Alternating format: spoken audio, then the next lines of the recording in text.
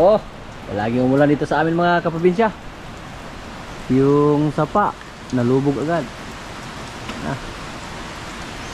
Sana hindi tutuloy-tuloy para hindi naman masira yung daanan namin dyan.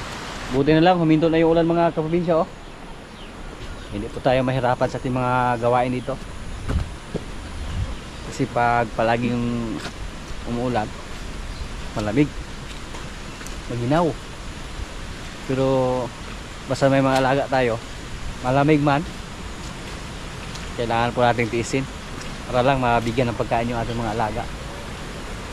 Yung ating kalabaw dito, oh, na maliit, dako na mga kaprobinsya, oh, malaki na, malakas ang kumain at mabait po siya.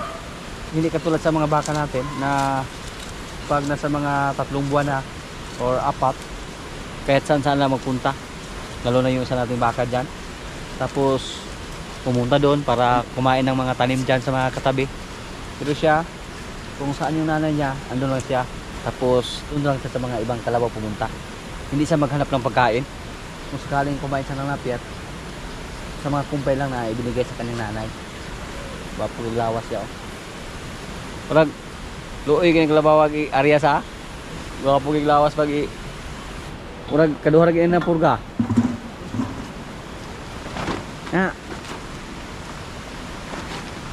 Hindi siya pumunta doon sa ibang area para kumain ng mga damo, kumain ng mga tanim na saging. May nakabutan lang niya, hindi naman mo salaan. No. O kuman pa nito ano mga katuban punta kay mga napier. Purot ato napier ana og ito pang baka na to.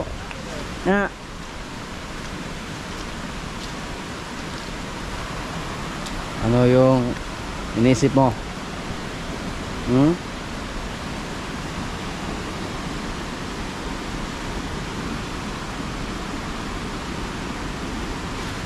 katawan niya mga kaprobinsya, oh.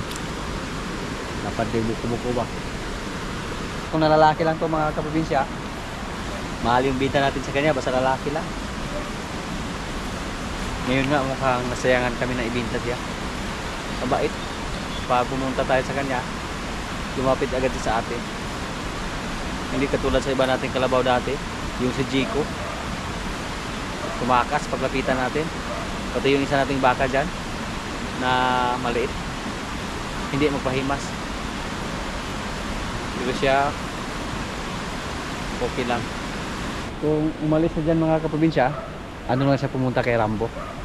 Dati po pag pumunta siya kay Rambo, hindi mapakali si Jean, yung nanay niya. Palagi umiyak. Pag bigyan ng kumpay, hindi kumain hanggang maapakan lang yung mga kumpay na ibigay sa kanya kasi hanapin niya yung kanyang anak. Pero ngayon na medyo malaki na, hayaan lang niya na wala sa tabi niya. Dito lang siya, ikot-ikot sa mga alaga natin. Hindi siya pumunta doon kahit may mga tanim na tubo doon. Kung ibang kalabaw pa yan, nasa mga kwan na siya, mag-4 na buwan na, pero hindi pa namin nilagyan ng busal. Pero kailangan po na lagyan siya ng busal para masanay siya.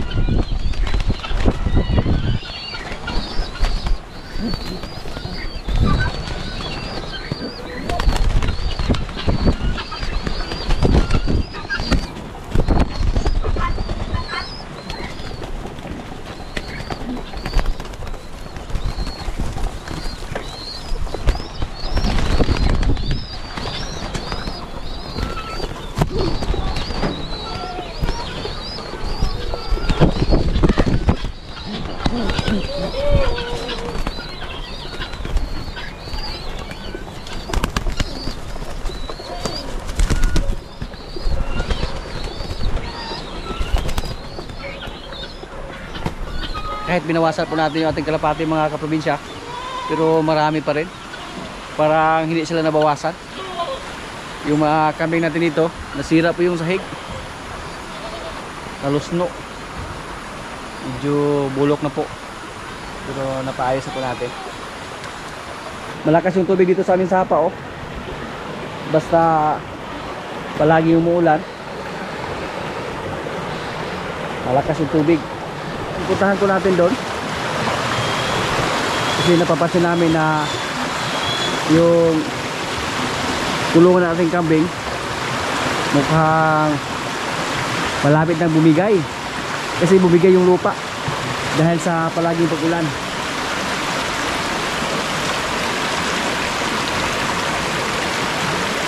Aming kawayan hinarvest namin kasi pag hindi namin harvestin mabigat siya at baka gumuho yung lupa dyan or maanod sa baha. Kasi napapansin po namin may malaki na biyak, oh. Tignan niyo po, oh. Malaki. Uy, palaki na palaki yung biyak mga kaprobinsya. Hindi po yan ganyan dati. Tapos, oh, tingnan niyo po, parang may tubig na lumabas galing sa ilalim. Yan, parang bukal. Grabiha, oh.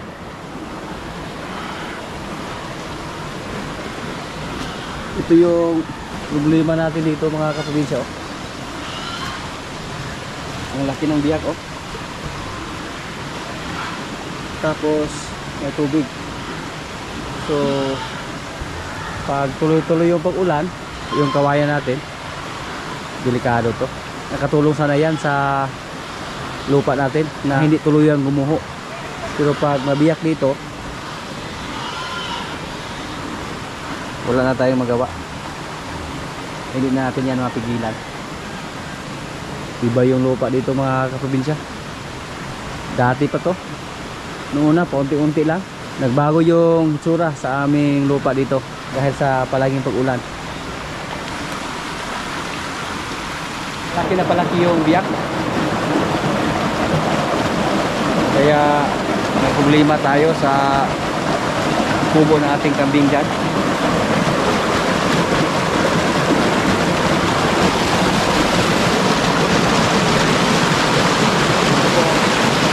Nabawasan na naman.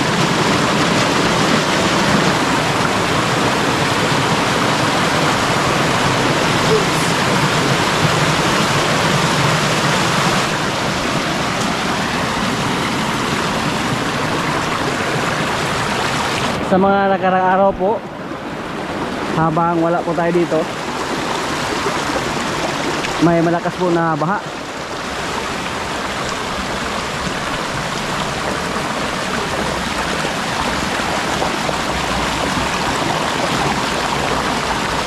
Araw-araw po dito sa amin may ulan. Tapos dandahan lang. Yan po ang delikado mga kaprobinsya. Yung dandahan na ulan or magdamag yung ulan. Delikado yan sa mga landslide.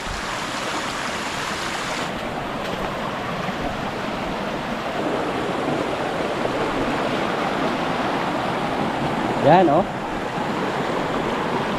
Bumigay yung lupa. Tapos yung niyog napunta na sa sapa. Pati yung kahoy na Gemilina, malayo lang yan mga kaprobinsya. Pero dahil sa lambot ng lupa, bumigay, natumba. Dati pa yan mga kaprobinsya. Sinasabi po natin na delikado yung niyog na yan.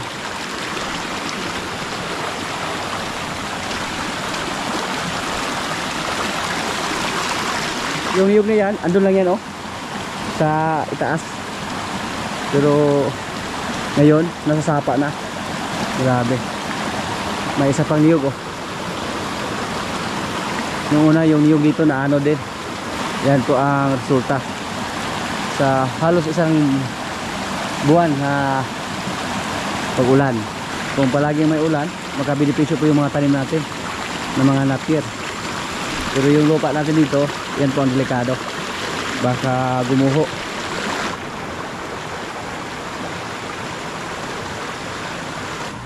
Yung kubo natin kaming mga kaprobinsya, gusto ko sanang ilipat pero wala na po tayong ibang area na mapaglagyan.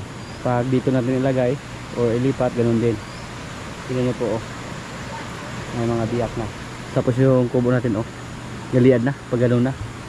Dahil gumuho yung nasa ilalim ng lupa. Nilagyan po namin yan ng brace sa ilalim. Mga toko sa Bisaya pa. Para hindi matumba yung ating kubo. Pero ngayon napapansin namin, kahit nilagyan pa namin sa ilalim ng mga support na mga kahoy, pero yung kubo natin tumagilid pa rin dahil yung lupa ang bumigay. Napakalambot sa lupa. Yan po ang isa sa ating malaking problema na ito na hinaharap. Kasi hindi po basta-basta magpagawa ng kubo mga kaprobinsya. Tapos wala na po tayong area dito na mapaglagyan. Yan, oh, wala. Meron doon sa kabila. Pero may mga baka naman tayo doon. Tapos dito hindi pwede. Lalo na dyan. Maraming biyak yung lupa. Hindi naman pwede dito. Pareha lang yung lupa dito mga kaprobinsya. Mga malalambot. Kasi may mga bukal sa ilalim. Bumigay na pala, oh. Wa na.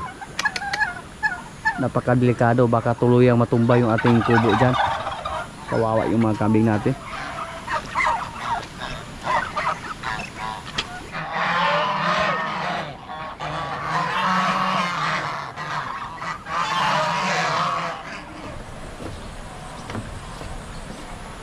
Kawawa yung mga kambing natin, oh, pag walang kubo mga kaprobinsya. Marami tayong mga maliliit na kambing. Sa ngayon po, may 20 heads tayo. Mga maganda pa yung klase nila. Tingnan niyo po, yung gano'ng kagwapo yung mga kambing natin dito. Dito sa amin, gwapo na to, o maganda na to. Kasi nagsimula lang tayo sa pag-alaga ng native ng mga kambing.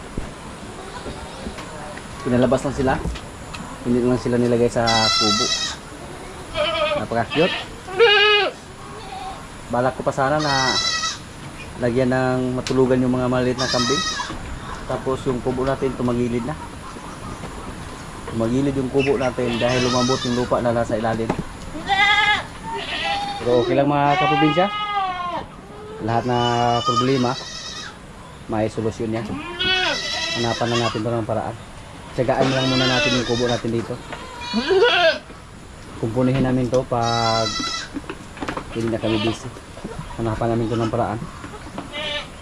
So ang sistema dito, kahit gaano pa katibay yung mga materialis natin o mga haligi natin, mga poste, basta yung lupa na ang bumigay, wala na tayong magawa. Ngayon po mga kaprobinsya, naisip ko po na may magandang area tayo na pwedeng lagyan ng kambing, pero malayo na. Doon sa Ayungon, grabe doon, napakagwapo yung area natin doon. Pwede tayo maglagay doon ng maraming kambing. Tapos yung lupa doon, mga bato. Pag napapansin niyo po, nung nakapunta tayo, nung nag-harvest tayo ng mangga, maraming bato yung lupa doon. Mahilig silang maghabulan sa mga batuhan. Tapos hindi maputik. Yun po ang area natin doon. Pero sa ngayon, may nag-upa doon. At malayo na po tayo pag andun tayo maglagay ng kambing mga kaprobinsya. Pero pag kambing lang, tapos andun tayo makapokus sa Ayungon, napakaganda na maglagay ng kambing doon. Tapos malapit din tayo sa stockyard. Kada linggo may mga komprador na dumaan papuntang Nabilog. Pati doon sa Ayungon mismo may stockyard doon. Pero ang problema natin doon, pagkain ng kambing, wala tayong napier. Dito maraming napier, tapos maraming mga dahon ng kahoy ang makuha natin. Pag makita natin yung mga maliliit natin kambing mga kaprobinsya na malusog or healthy, parang makalimutan na natin yung problema natin dito sa ating kubo.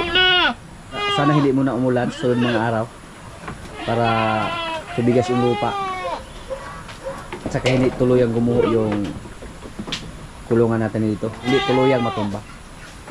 Yung mga maliliit natin kambing ngayon na babae, yun po ang gawin natin inahin. Hindi muna tayo magbinta ng mga bagong walay pa lang, kasi maraming nagtanong po, ang message sa atin kung magkano daw yung binta natin sa mga bagong walay natin na kambing. Sa ngayon, hindi lang muna tayo magbinta, kasi sila po yung gawin natin inahin dito, dagdag materialis sa ating mga alagang kambing. Na amis po tayo kay George sa lahat ng mga kambing natin na turo na dumating dito. Siya po yung may pinakamatapang na dugo. Halos nagmana po sa kanya lahat. Kung hindi nagmana yung kulay, yung katawan, yung structure sa katawan, nagmana kay George. Pero nasa mga apat sa ating mga kambing siguro ang tig-isa lang yung anak. Ngayon po, yung mga kambing natin na mga maliliit, hindi ko alam kung sino yung nanay. Nakakalito po kasi halos magkapareha lang yung kulay nila. Ang napakadali kong ma-recognize dito, yung lalaki nating kambing na malaki, yung anak sa ating itim. Sada guys yung lawas. Yan po ang kanyang lula, yung blackin natin.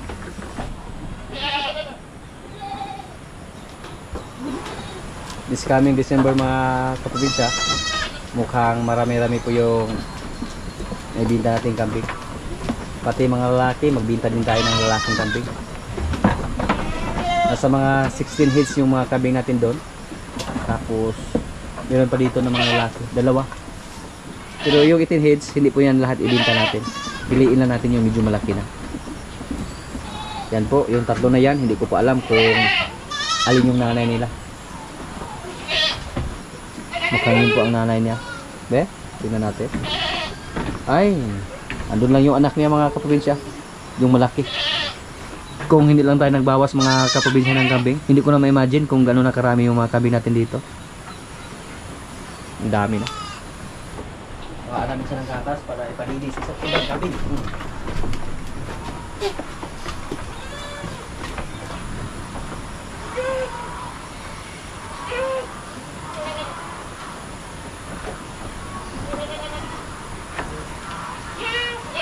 Diyan. Diyan. Topan. Ha? Sulit ada aku ada ke? Lagi lagan mo ni.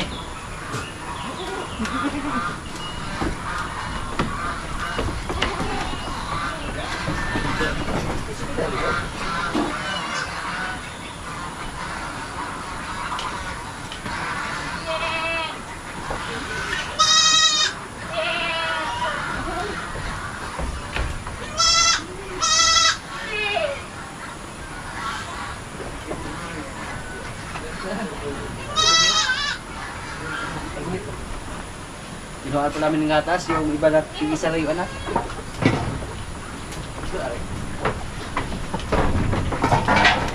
Isingit ito siya.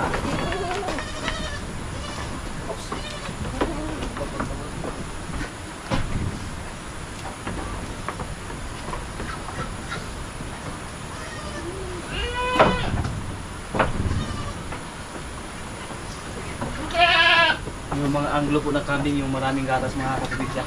Kasi yung Anglo, yung breed nila, pwede silang kuhaan ng gatas. Nakuhaan yun eh. Nakuhaan na eh.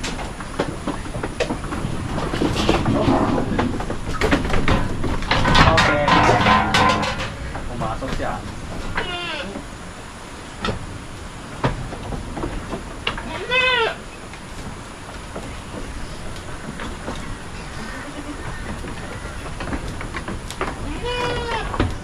Hey!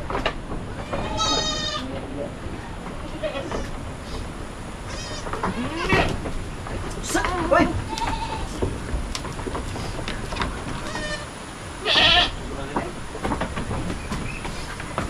Maro ko kayo, mau ko yung siya. Kamu na siya? Kamu sa rin yung pagkakario. Kaya na beto patutyo. Ika, baka binang kadinga oh. Ato mo ako yung ilho na niya. Pwede pala ito. Ikaw na ilho na ni Papa? Pwede ito yari. Pero eh. May nagtanong po kung anong klase yung gatas na ginamit natin. Sa ngayon mga kaprobinsya, gatas lang ng kambing din yung ginamit natin. Kinuhaan lang natin ng gatas yung ibang kambing dito na tig-isa yung anak. Hindi po tayo bumili ng komersyal ng gatas para makasave tayo ba. Medyo mahal po yan.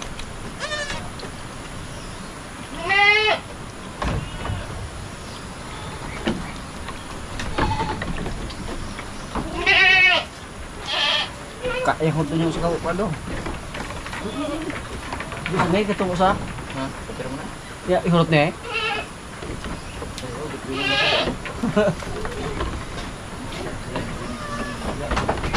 Tama na, busog ka na.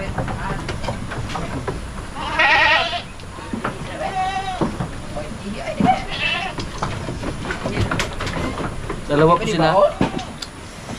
Sabag. Oo, gani. Ha? Mau. Dako po siya. Ako.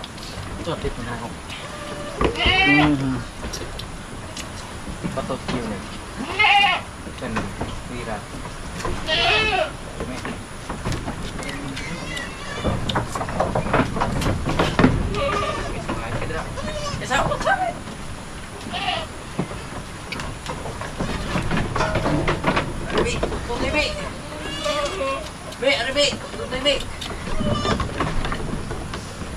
Ito ka. Ari. Kawati ko to si Bana.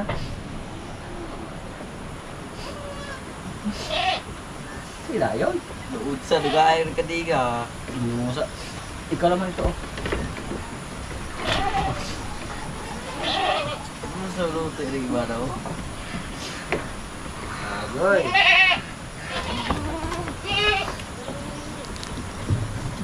Ay, lapad rin ka ba? Ang ganda rin.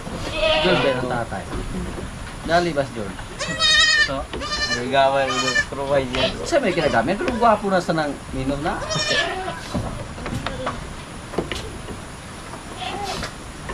Baga, easy ka baga.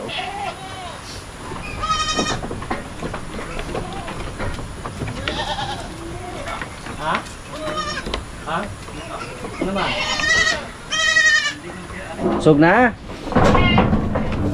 Cak yata kayo. At gigit oh.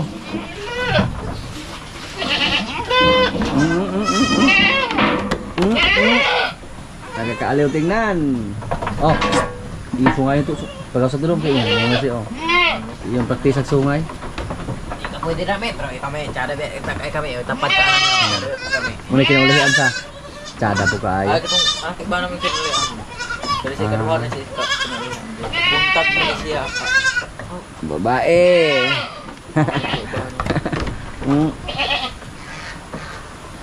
Buti na lang, hindi nila sinuwag yung ibang kambing mga kaprobinsya na malaliit. Busog ko kami eh.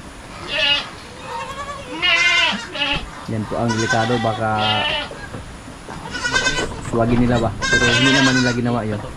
Dahil sa dami naman, dahil sa dami ng mga maliliit, para malilito din sila. Diyot kayo rin sa oh. Paskulado biya po na. Ha? Pagkamay-kamay na, oo.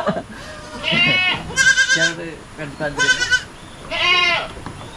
Nalala ko po yung nag-alaga tayo ng kambing dun sa iyong mga kaprobinsya na puro kupra lang yung pinakain natin.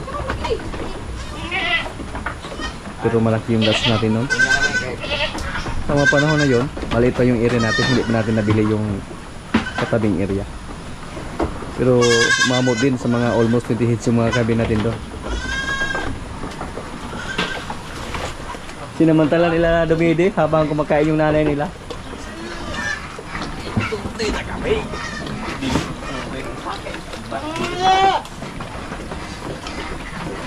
May dalawa pa oh, nasa ilalim. Tsaga din doon, be. Grabe! Kita kasi Lupin siya ito.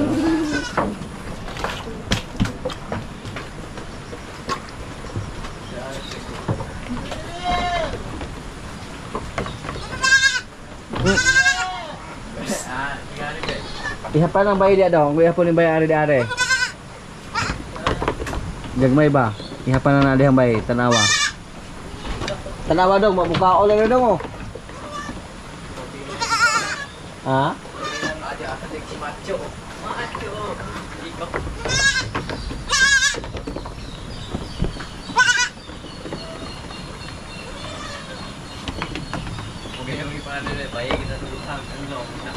Baik yung ipangandoy dong.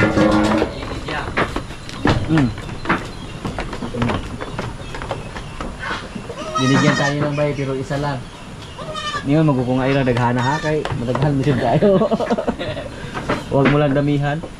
Kung pag-ipunin namin lahat yung may mga kambing dito, napakarami na tingnan. Pag dito din natin ilagay yung mga lalaking kambing natin. Kaming anim yung mga lalaki na andun sa kabilang bakod. Tapos may dalawa dyan.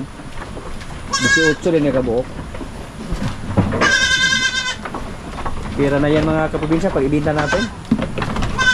Bisag sa kalibur na daw. 18 milpon.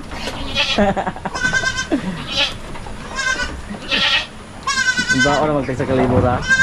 Mura nagpabo. Nagpamo.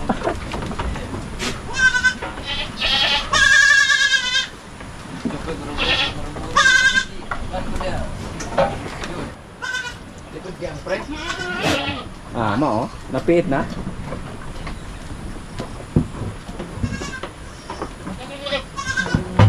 Karisa, laki.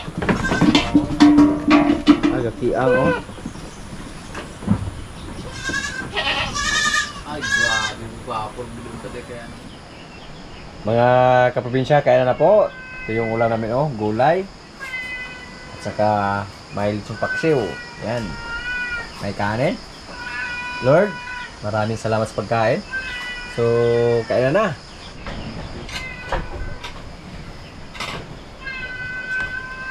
Ulat, yung.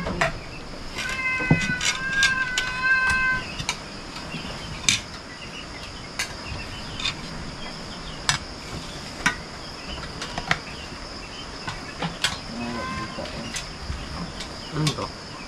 Niya. Ini emang saya mau ke Hongkong. Sabaw. Sabaw siya. Heeh. Ya, kamu lah. Mana?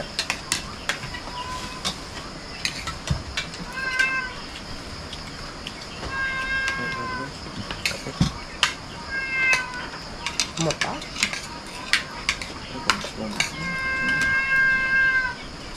Yung taon?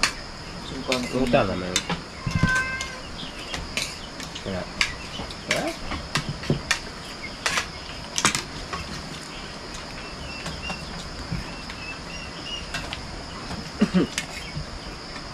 Kita dong, siya dong kaya.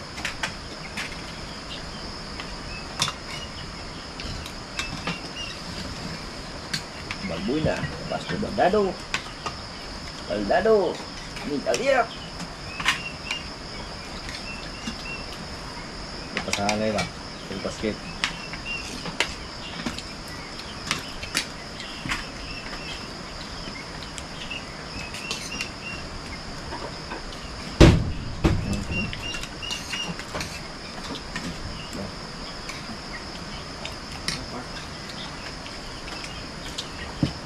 Robot.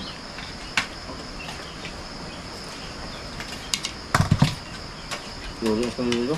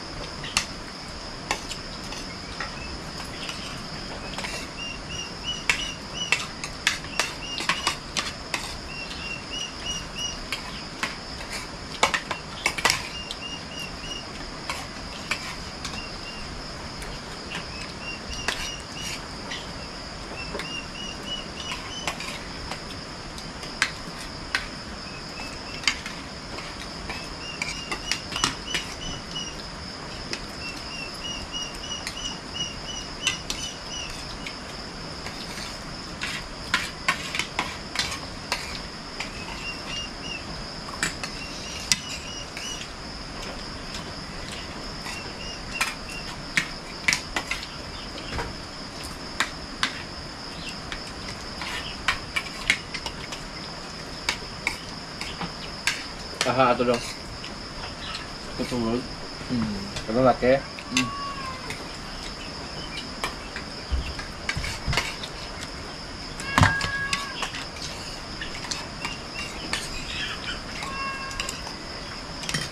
Tanah mogo.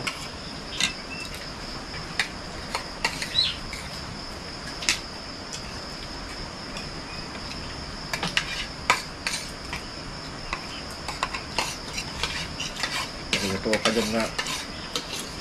Ato sa hangtod lang yung mahagawan mo.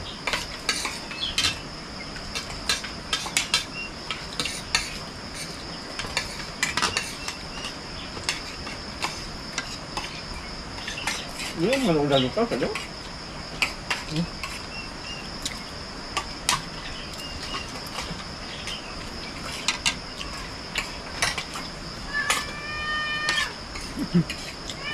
Hindi ka.